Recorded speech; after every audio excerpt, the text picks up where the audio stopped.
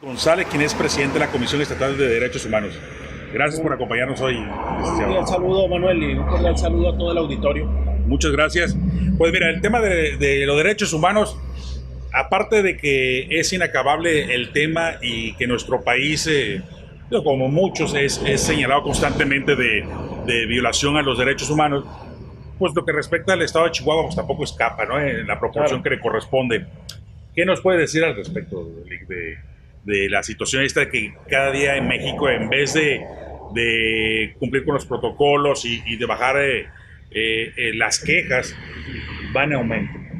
Bueno, mira, creo que hay varios aspectos ahí que hay que considerar. Un aspecto es, efectivamente, van en aumento las quejas.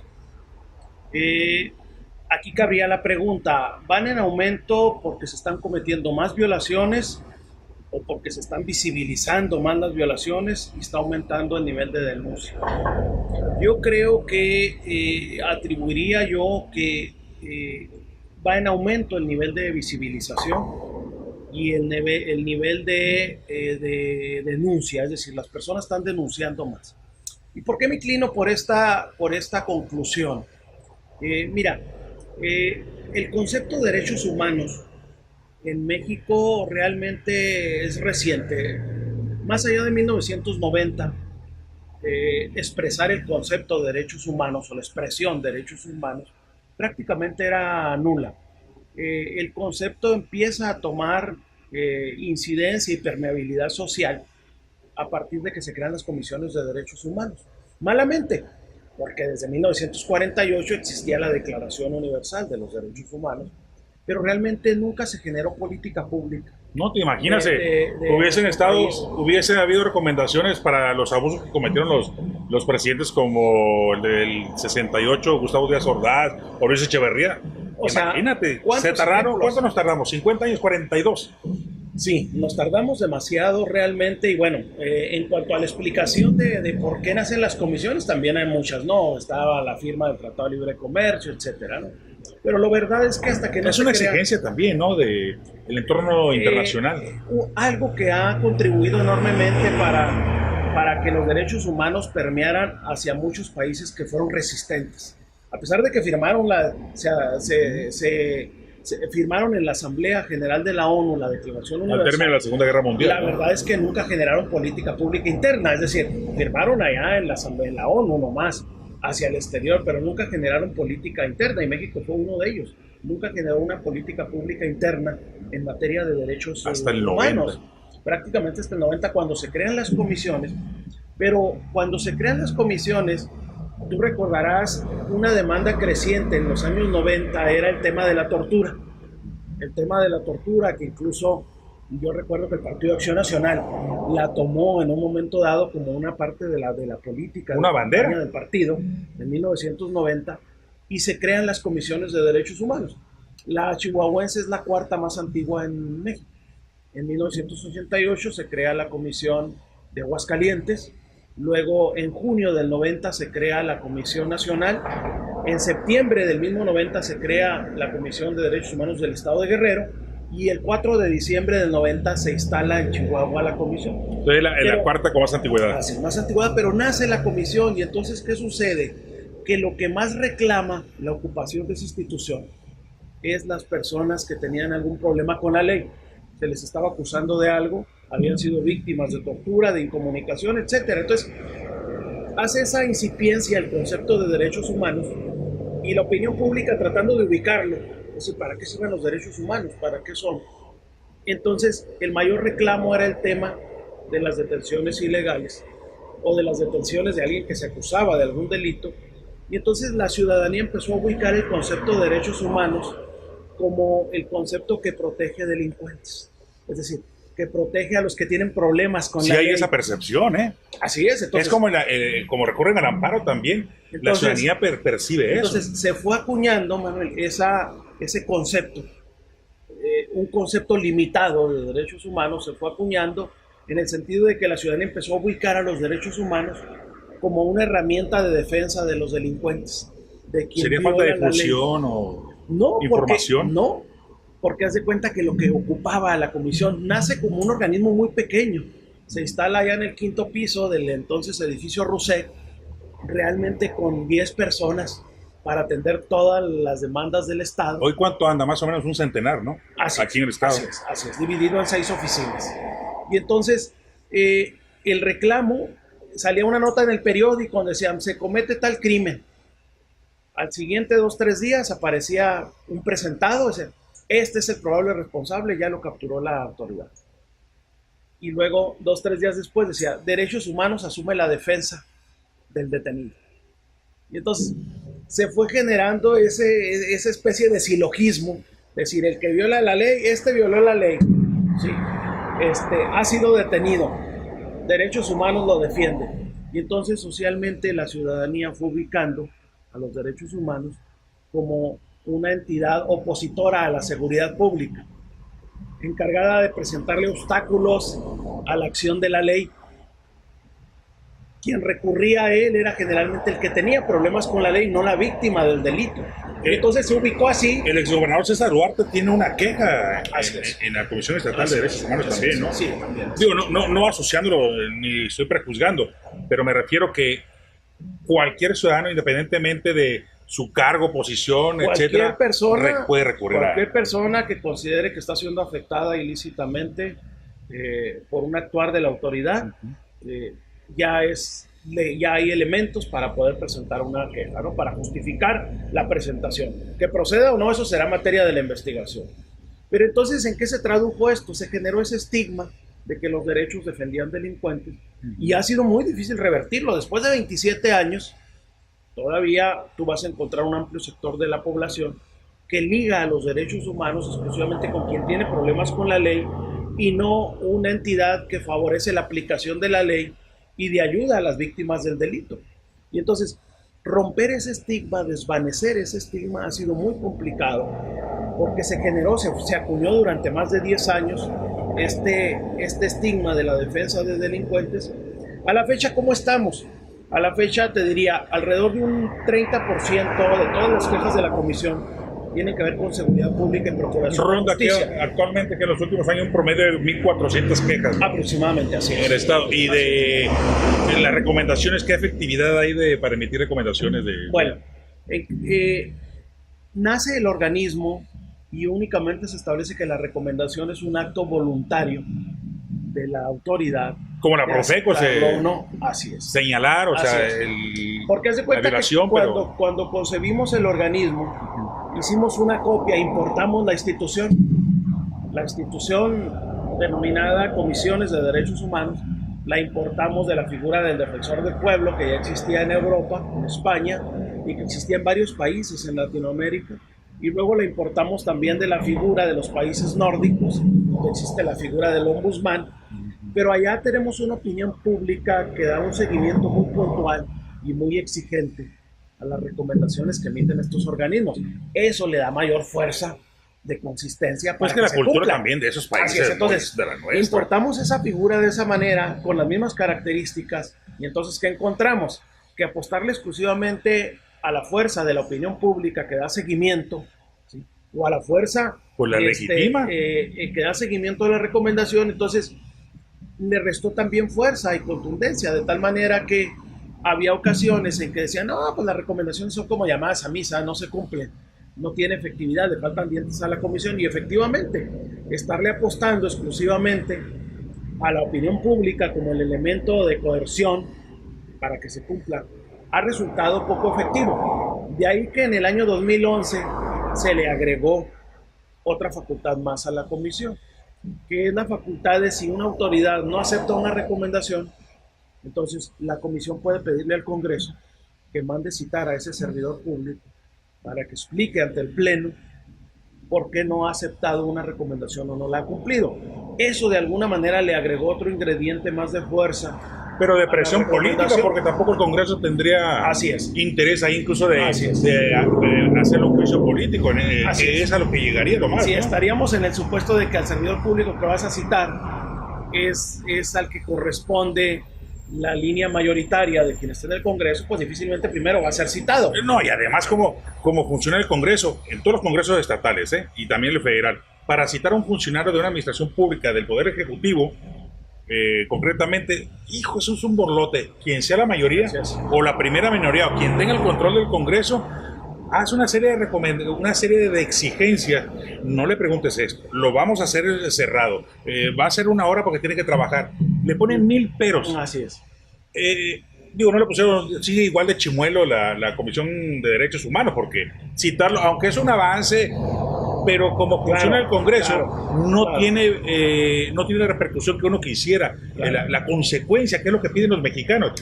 Por eso también pesa mucho de que hay esa percepción de que defiende a los delincuentes, igual que cuando se recurre al amparo, ¿no? Que no hay una consecuencia. O sea, si una autoridad cometió un abuso, por ejemplo, con la recomendación de, creo que no lo recuerdo muy bien, creo que el 94 o algo, 40-98 creo.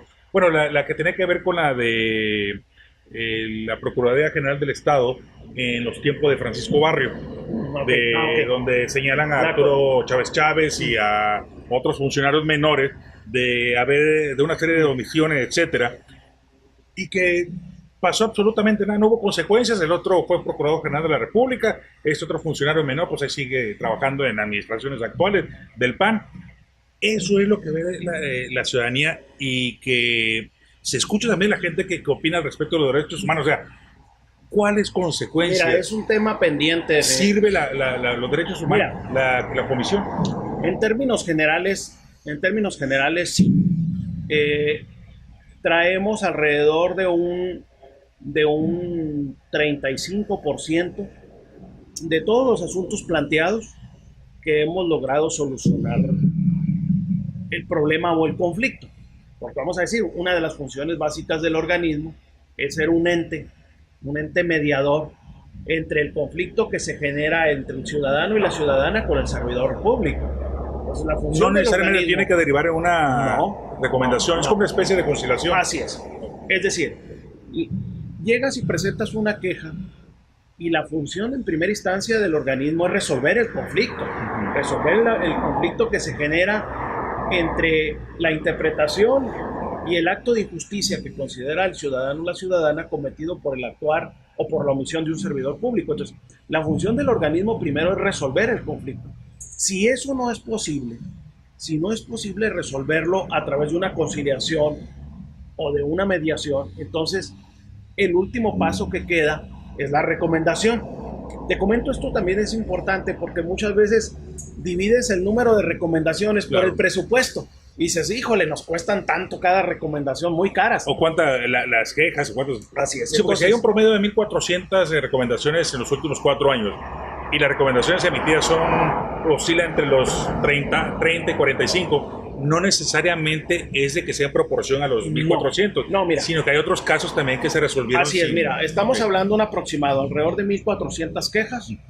De esas 1,400 quejas, por ejemplo, el año pasado fueron 70 recomendaciones, pero te estoy hablando de una tercera parte aproximada de esas 1,400 que se lograron conciliar, que se lograron resolver. Ahí es donde, en mi opinión, está la eficacia del organismo, es decir, donde está su justificación social en resolver conflictos sociales.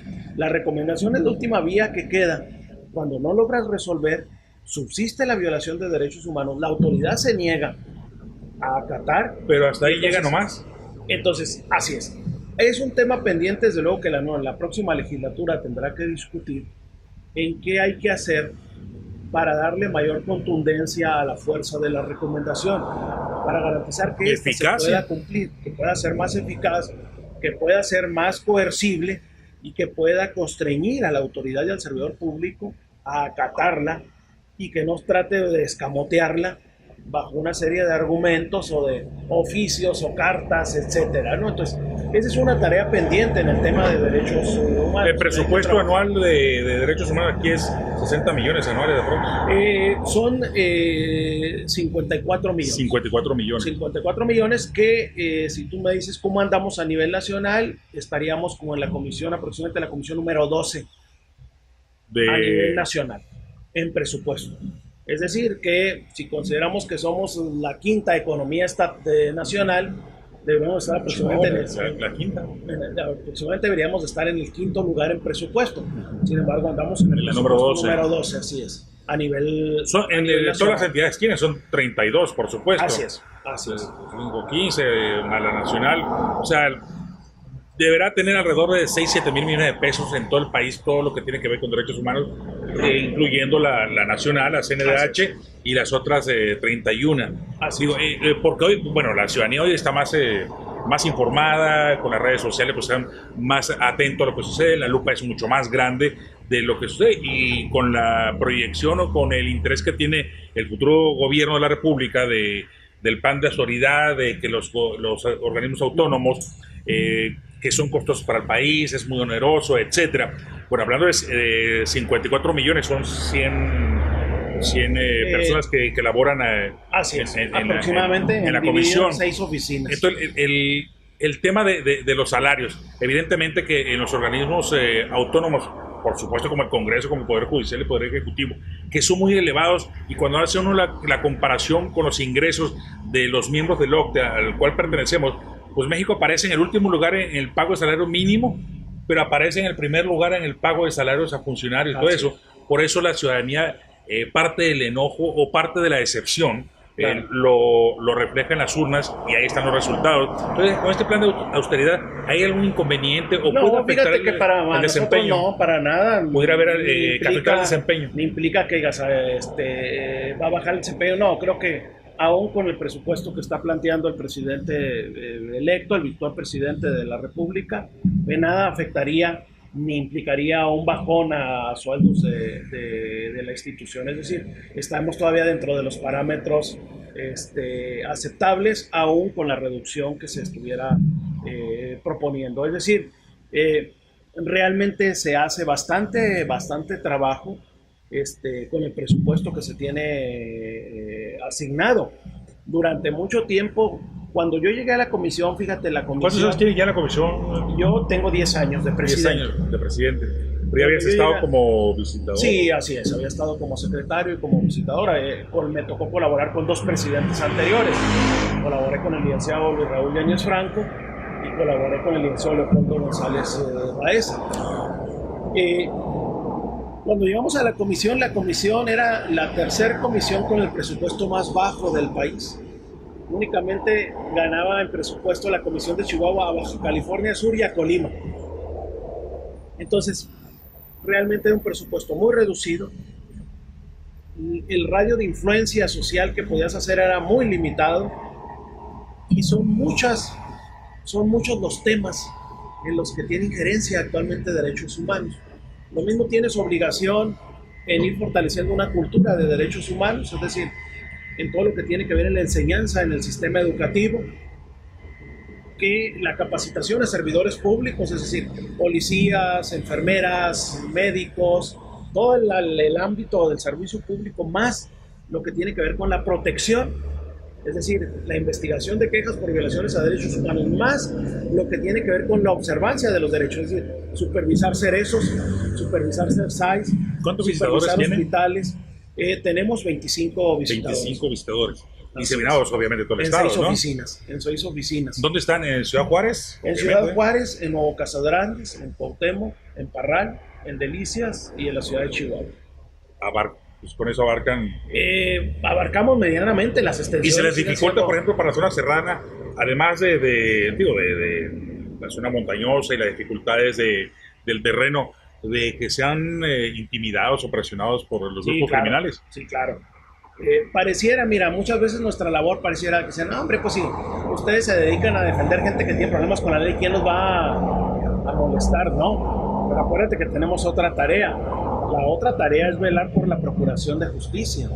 Es decir, si alguien fue víctima de un delito, la obligación del organismo es velar porque esa carpeta se integre, esa investigación avance, se integre y se consigne a la autoridad y se ejercite la acción penal respectiva. Entonces, desde luego que hay ocasiones en que tú afectas intereses a alguien que está como... Pues en todos. Como sospechoso en un delito, no. Me refiero a particulares.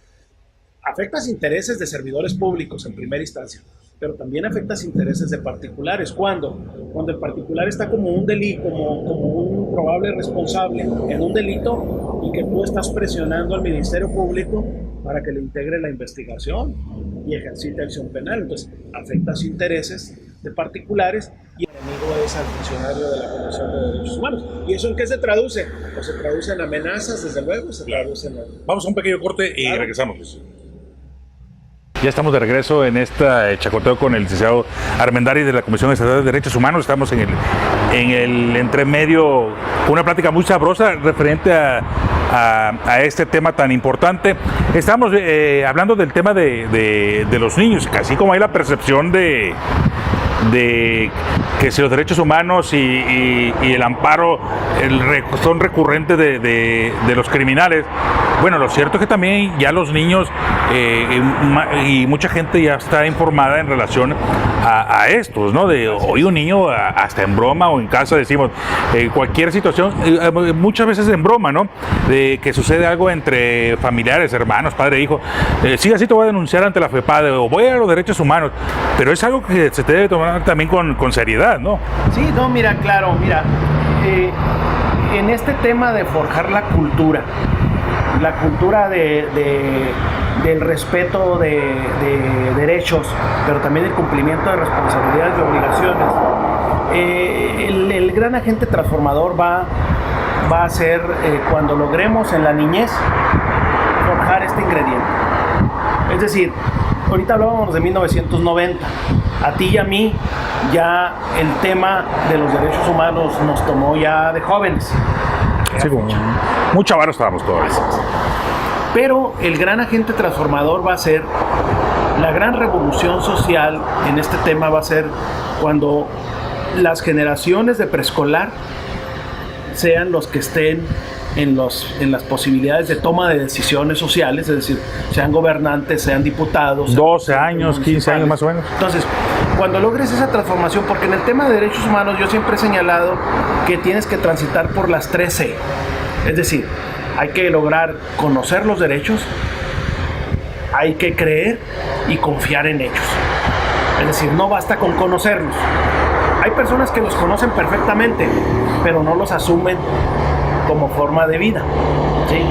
¿Por qué? Porque ya el tema de la cultura los tomó a medio camino de su vida y entonces contrastan la realidad con el elemento teórico cultural de la enseñanza. Bueno, ahí han de pertenecer entonces, las autoridades que cometen la mayoría de los abusos. Sí, entonces, no es casualidad. No es casualidad. Entonces, ¿qué encuentras tú ahí?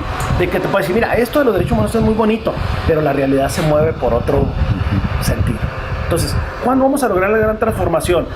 Cuando aquel que está en la posibilidad de decidir, aquel que representa a las instituciones, no nomás conoce los derechos, sino que crea y confía en ellos, es decir, los asume como una forma de vida. Que los respete, entonces, los haga valer. La gran tarea es precisamente con las niñas y los niños.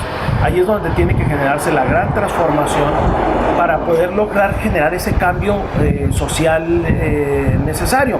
Afortunadamente creo que se está avanzando, y tú bien lo señalas, que ya ahorita es recurrente de que frente a algún acto de autoridad de los padres que considera el niño o la niña que se ha ejercido de manera excedida o arbitraria. Una nalgada. Así es. ¿Están permitidas las nalgadas? Invocan la exigencia de un derecho. Hay niños que sí hay denuncias de menores. Claro, sí. Mira, ahorita estamos en ese tránsito en ir erradicando todo el tema de la agresión corporal, la violencia y la violencia psicológica. No por nada todo lo que tiene que ver de escuela para padres, todo lo que tiene que ver con las quejas que también se generan y que son bastantes en el sistema educativo, muchas veces por la imposición de sanciones, desde luego excedidas dentro del margen que te establece las propias convenciones y la ley. Pero así aprendíamos muy bien. Digo, no estoy diciendo que sea bueno, pero no estoy cuestionando a los maestros de ahora, que hay muchos la mayoría sigue siendo muy valioso, muy querido, ¿no? Pero a los que nos tocaron, licenciado, ¿te acuerdas? Claro. Un buen regaño, hasta un jalón de orejas, de cabello. Metro, sí, como no. Y no sé, como que era más padre la educación, como la introducían a la educación. Hoy es más complicado. Vamos pronto a un pequeño cortecito, claro. Regresamos. Pueden acudir a presentar una queja, incluso sin el acompañamiento de algún adulto. Así es. Reciben asesoría, hay personal especializado, me imagino, hay personal de psicología para atenderlos. y desde luego es perfectamente admisible, la queja la puede presentar cualquier persona, porque no son derechos de ciudadano o de ciudadana, son derechos de personas. Entonces un menor de edad puede directamente, sin hacerse acompañar de ningún adulto, presentar una queja ante la comisión. Y eso, en las primarias les enseñan a los niños el tema de los derechos humanos, dónde están las oficinas. Digo, porque imagínense si el agresor, el papá, la mamá o los dos, el padrastro, la madrastra, un tío, un primo, el hermano mayor, le dan unos sopapos o lo maltratan, pues evidentemente que no va a ir con ellos, ¿verdad? Claro, sí, fíjate que de alguna manera, y está ya en la currícula, incluso a nivel preescolar, el tema de los derechos. ¿En qué se ha traducido esto? Se ha traducido también en que ha permitido visibilizar temas de violencia familiar. Muchas veces cuando el niño o la niña son víctimas de violencia y conocen el tema de los derechos, se les abre una ventana a donde puedan recurrir también a presentar denuncia por agresiones o maltrato que estén sufriendo. O el mismo profesor o profesora lo puede acompañar. También lo puede hacer. Los médicos incluso están obligados, si un menor aparece con lesiones inferidas, están obligados también a dar vista a la autoridad para que se investigue cuando ellos sospechen que el producto de la lesión que presenta, el hematoma, fue inferido. También están obligados a hacer como coadyuvantes, como denunciantes exclusivamente. ¿Qué sucede en la práctica? Que muchas veces se detiene, no hace la denuncia porque el temor de que luego terminan ingresando como parte en el procedimiento, como testigos y demás. Sin embargo, sí es muy importante la participación de maestras y maestros y del personal médico y de enfermería como dos actores externos a la familia que pueden tener acceso a información sobre violencia que generalmente sucede. Entonces estamos hablando que, bueno, el grueso de las quejas proviene de las autoridades. Abuso en detenciones, del proceso, etcétera. Tiene también la de los niños, ¿en qué porcentaje está? Pues están los grupos minoritarios también, la de personas que son mal atendidas, de negligencias médicas. ¿En qué proporción están? Mira, el porcentaje más recurrente son cuatro derechos los más reiteradamente denunciados, que viene siendo, primer término, seguridad pública, procuración de justicia, educación y salud.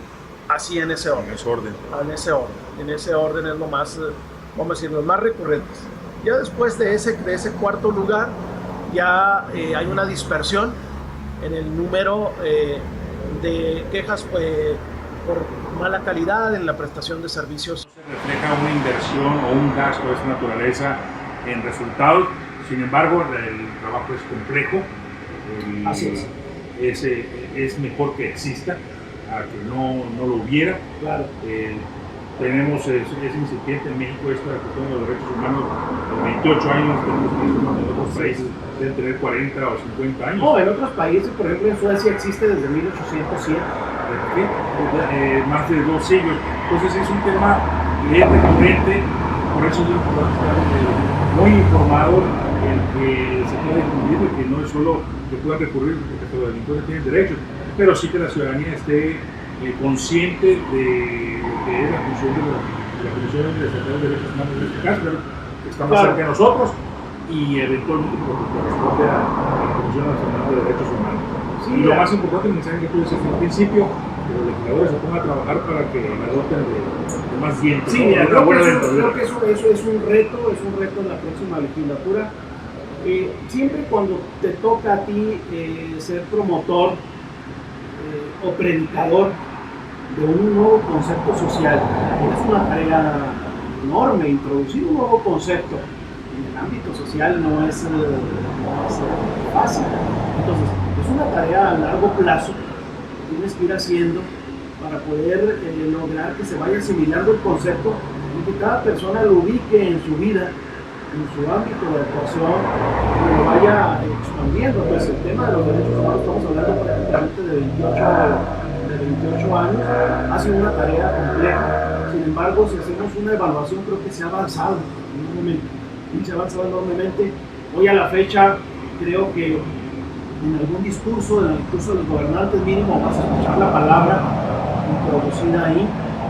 En los medios de comunicación yo estoy muy agradecido con todos los y las periodistas, personas que elaboran editoriales, que escriben programas, que contribuyen a que socialmente vaya este concepto asimilando, se vaya a tener este concepto mayor influencia en la vida de cada uno de nosotros.